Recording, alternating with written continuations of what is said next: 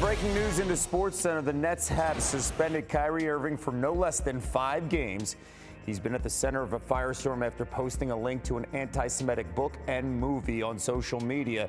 The team had been under fire for not taking action sooner, but they explained their process in a statement saying that they had been working with him but were disappointed in his response. Here is part of that statement. It reads, "Over the last several days, we have made repeated attempts to work with Kyrie Irving to help him understand the harm and danger of his words and actions, which began with him publicizing a film containing deeply disturbing anti-Semitic hate.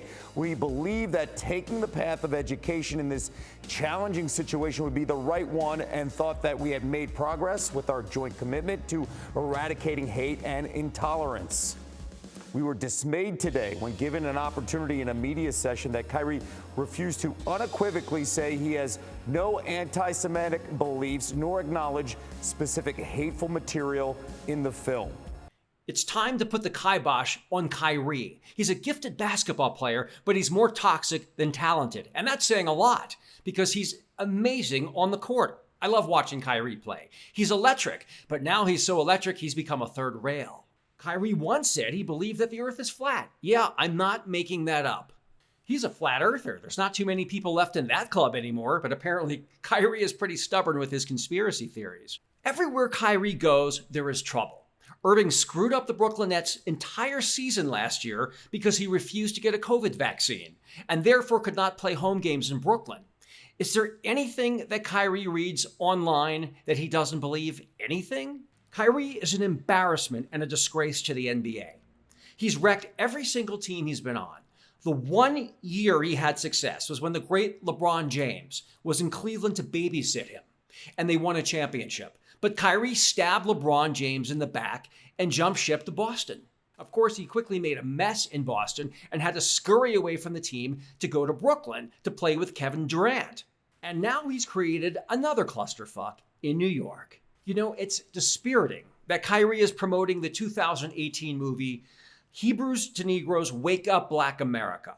The movie is chock full of anti-Semitic tropes, including peddling the idea of Jewish slave ships, which is up there with Marjorie Taylor Greene's idea of Jewish space lasers. The fanatical film in question propagates the hateful ideas of the Black Hebrew Israelites.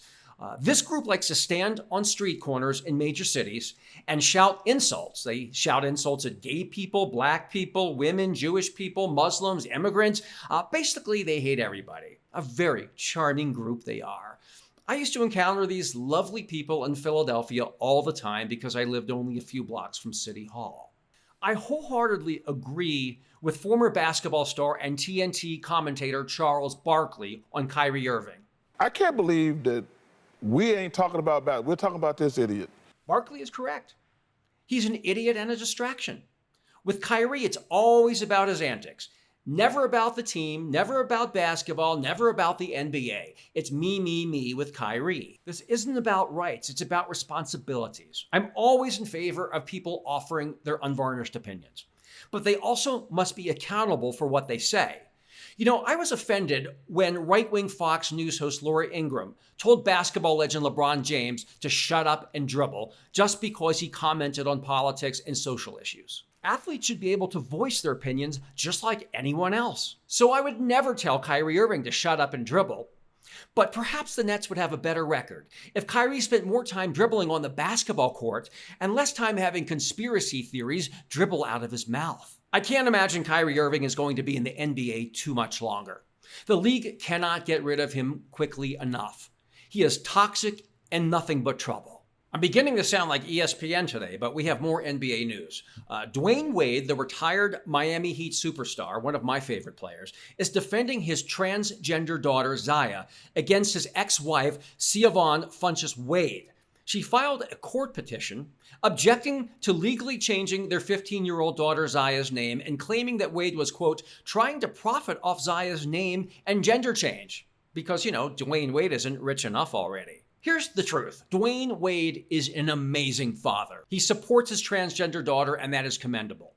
The basketball icon was forced to respond on social media and blasted his opportunistic ex-wife. Wade wrote, quote, While none of us are surprised by Siobhan's attempt to fight Zaya's identity and her unwavering attempt to drag my name through the mud, I'm very disappointed that she continuously finds ways of centering herself and her needs without regard to her children. This report came out while Zaya was in class.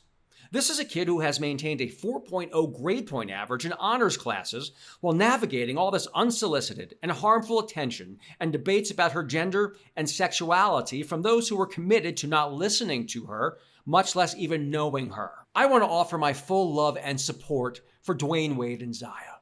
I want to also thank Dwyane Wade for being such a phenomenal father and role model. Maybe Kyrie Irving should learn something from Dwyane Wade about how to live with integrity and be a positive force in society.